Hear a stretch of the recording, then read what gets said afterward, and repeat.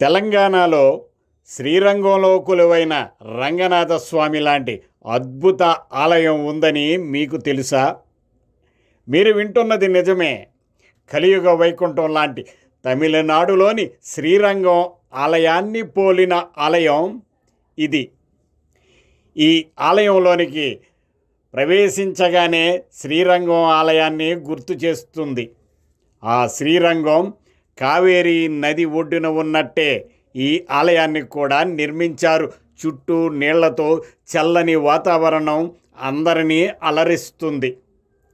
17వ శతాబ్దంలో ఈ ప్రాంతాన్ని పాలించిన రాజు శ్రీరంగాన్ని దర్శించి అక్కడిలానే తన రాజ్యంలో కూడా ఆలయాన్ని నిర్మించాలని స్వామిని తలచుకుని నిర్మించిన అతి గొప్ప వైష్ణవాలయం ఇది.